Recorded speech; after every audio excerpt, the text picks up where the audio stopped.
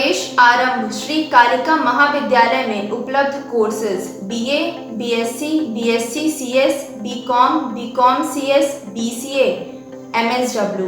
साथ ही कालिका इंस्टीट्यूट एवं ITI उपलब्ध courses fitter diploma, electrician diploma. पता टाइगर सफारी रोड, निपनिया।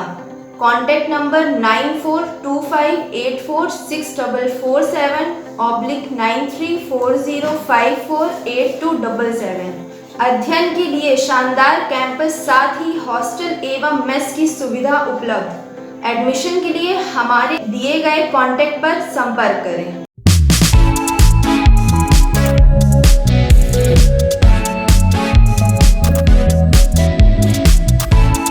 नमस्कार, मैं नैन्सी। कालिका दर्पण न्यूज में आपका स्वागत है। आइए देखते हैं आज की खबरें। आज से हुआ शारदीय नवरात्रि का शुभारंभ। रीवा कांग्रेस कमेटी ने महामहिम को सौंपा ज्ञापन। रीवा के फोर्ट रोड में नाली से निकलता है सोना, हैवानियत की हर हद हुई पार। आइए देखते हैं खबरें विस्तार से। आज से हुआ शारदीय नवरात्रि का शुभारंभ। आज से शारदीय नवरात्रि की शुरुआत हो गई है। इस पर्व में मां दुर्गा के 9 रूपों की पूजा की जाती है और 10वें दिन रावण दहन किया जाता है। पिछले 2 वर्षों से कोरोना के कारण त्योहारों में पाबंदी के चलते नवरात्र की जगमग धीमी हो गई थी, लेकिन अब सरकार द्वारा मिली छूट के चलते श्रद्धालुओं के चेहरे चमक उठे हैं। आज शारदीय नवरात्र पर्व के प्रथम दिन मां के भक्तों में काफी उत्साह देखने को मिला तथा रीवा शहर में स्थित रानी तालाब मां कालिका देवी मंदिर में एक बार फिर भक्तों को मां का दर्शन प्राप्त हुआ। 450 वर्ष पुराने इस देवी मंदिर में 9 दिनों तक सिद्धि के लिए आराधना होगी।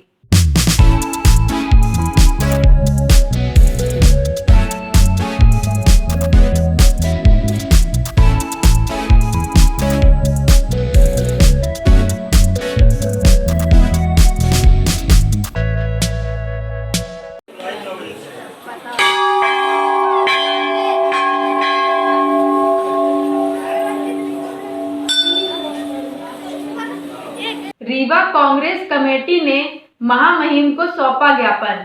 रीवा कांग्रेस कमेटी द्वारा महामहिम राष्ट्रपति महोदय के नाम संभागीय आयुक्त महोदय रीवा संभाग को ज्ञापन सौंपा, जिसमें देश की जनता की आर्थिक स्थिति को देखते हुए पेट्रोल, डीजल, रसोई गैस सहित अन्य सामग्रियों की बढ़ती कीमत को कम करने तथा उत्तर प्रदेश सरकार की तानाशाही पर अंकुश लगाने को लेकर यह ज्ञापन सौंपा गया। इस ज्ञापन में कहा गया कि कांग्रेस पार्टी देश की जनता के हित में आपसे निवेदन करती है कि जनता की आर्थिक स्थिति को देखते हुए केंद्र सरकार को निर्देशित कर पेट्रोल, डीजल व रसोई गैस के दाम कम कराने के साथ ही बढ़ती महंगाई पर रोक लगाने का कष्ट करे तथा उत्तर प्रदेश सरकार द्वारा जिस तरह से लखीमपुर खीरी में किसानों के साथ हुए नरसंहार में असंवेदना दिखाई गई और अखिल भारतीय कांग्रेस के राष्ट्रीय सचिव आदरणीय श्रीमती प्रियंका गांधी बांद्रा जी को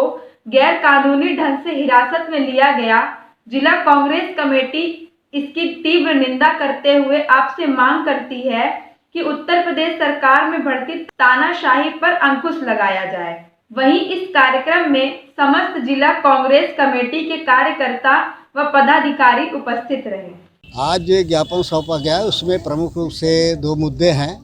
एक मुद्दा तो है महंगाई का और दूसरा मुद्दा है जिस मुद्दे को लेकर के प्रियंका गांधी, राहुल गांधी जी को गिरफ्तार किया गया है। कोई भी सरकार जनतंत्र में होती है वो देश की रक्षा के लिए होती है, कानून की रक्षा के लिए होती है, संविधान की रक्षा के लिए होती है। लेकिन ये भारतीय जनता पार्टी की सरकार जो माने घटना हुई है, किसानों को रौंद दिया गया है क्या और मंत्री का बेटा रौंदा है, सरकार का बेटा रौंदा है। तो जहां इस देश की जनता सरकार से न्याय की चाहती है, वही जब सरकार जो है सबूत को मिटाने का काम करने लगे, अपराधियों को बचाने का काम करने लगे और दूसरी कहानी गढ़ने का काम करने लगे तो जनतंत्र का क्या होगा। ये दुर्भाग्यपूर्ण स्थिति इस देश में पैदा हो रही है, जिसके विरोध में ये धरना दिया गया है। महंगाई का हाल सब जानते हैं कि महंगाई से आम जनता की कमर टूट गई है, हर वर्ग का परेशान है। आज 25 रुपये एकदम गैस के भी बढ़ा दिए, जो कहते हैं कि हम बहनों को लोग बाहर देना चाहते हैं उसके भी दाम बढ़ा दिए गए। तो महंगाई से ये सारा देश त्रस्त है। तो इन दो मुद्दों को लेकर के जो है ज्ञापन सौंपा गया है कि इसमें राष्ट्रपति जी हस्तक्षेप करें, कानून की रक्षा करें, संविधान की रक्षा करें, ताकि इस देश में जनतंत्र सुरक्षित रह सके। कांग्रेस साहब की आवाज़ उठा रही, संघर्ष कर रही है और करती रहेगी। रीवा के फोर्ड रोड में नाली से निकलता है सोना। एक तरफ जहां सोने चांदी के दाम सातवें आसमान पर हैं और लोग इन कीमती धातुओं को सहेज कर रखते हैं, लेकिन एक ऐसी जगह भी है जहां नालियों से सोने चांदी निकलते हैं। आपको यह जानकर आश्चर्य होगा कि जिस गंदी नाली के बगल से गुजरने में लोग नाक भौं सिकोड़ते हैं, उन्हीं नालियों से मध्य प्रदेश के रीवा में कारीगर सोना निकालने का कार्य करते हैं। रीवा के फोर्ड रोड में सराफा बाजार है। यहाँ सोने चांदी का काम होता है। आभूषणों की सफाई या नए गहने बनाते वक्त सोने के छोटे छोटे कण दुकान की फर्श पर गिर जाते हैं और दुकान की सफाई करते वक्त ये कण पानी के साथ नाली में गिर जाते हैं। जहां नाली की ढलान खत्म होती है, वहां ये स्वर्ण कण जाकर मिल जाते हैं। महाराष्ट्र के रहने वाले ये कारीगर सुबह सुबह चलनी, झाड़ू, ब्रश और परात लेकर यहाँ से नाली की गंदगी बोरियों में भरकर अपने ठिकाने ले जाते हैं और एक विशेष प्रकार के छन्नी नुमा बर्तन में रखकर पहले सामान्य पानी से फिर चूने के पानी से धोते हैं। कीचड़ के बीच में सोने के कणों की पहचान करना बहुत मुश्किल है, मगर पिछले कई पुश्तों से ये लोग यही काम कर रहे हैं और इन्हें इसकी पहचान आसानी से हो जाती है। हम लोग महाराष्ट्र के रहने वाले हैं। यहाँ पर 50-60 साल हो गए रीवा में रहते हुए, बड़ी पुल गोबर मोहल्ला में। और यहाँ पर हमारा काम जैसे पुरखों से चला आ रहा है, उसी तरह हम लोग अभी भी कर रहे काम। और जैसे नाली, नर्रा जो भी हो या आंगन हो सुनारों का, बटोरते हैं, उसमें तो जो भी कण मिलता है उसको इकट्ठा करते हैं महीना में, उसको गला के फिर दुकान में बेचते हैं। कितने का व्यापार कर लेते हैं आप? व्यापार वही 4,000 4,500 तक।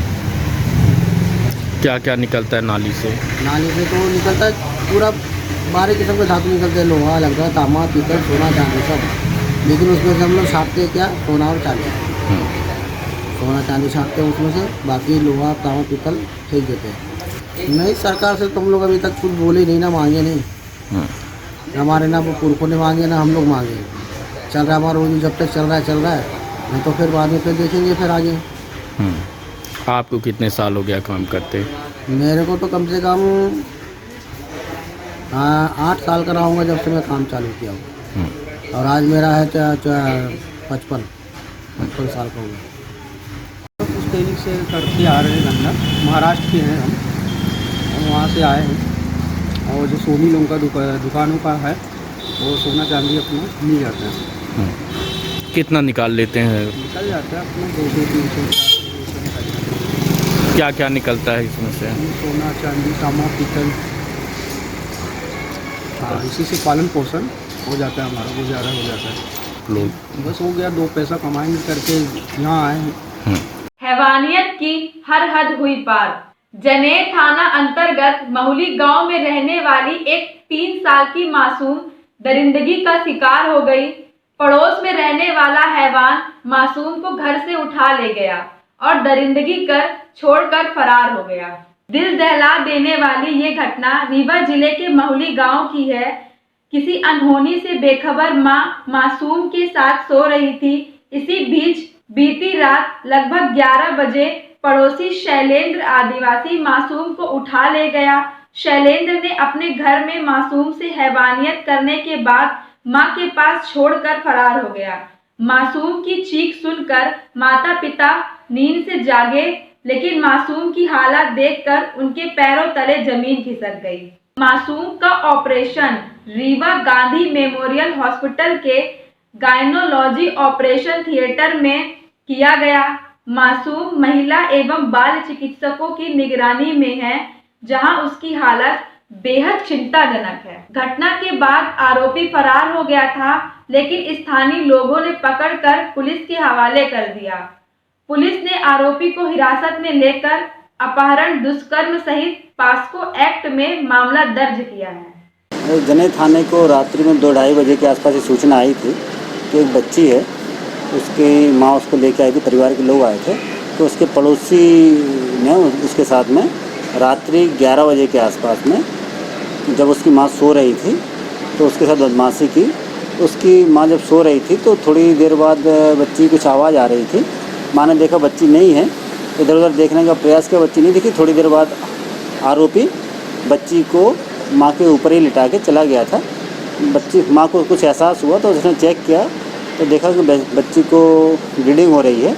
उसके बाद उसने पहले शंकरगढ़ गए वो लोग, शंकरगढ़ अस्पताल वालों ने बताया कि आप पहले थाने में रिपोर्ट कराएं और उसके बाद कार्रवाई होगी इसमें। उसके बाद वो रात्रि में थाने आए। थाने वाला तत्काल प्रकरण पंजीबद्ध करके और पीड़िता का लिए उपचार के लिए एसडीएम यहाँ रीवा भिजवा दिया है। पीड़िता अभी ठीक है और आरोपी को गिरफ्तार कर लिया गया। आरोपी उसका पड़ोसी ही था पीड़िता का और उसको भैया भैया करके बुलाती थी। खबरों के लिए बने रहिए कालिका दर्पण न्यूज के साथ। नमस्कार।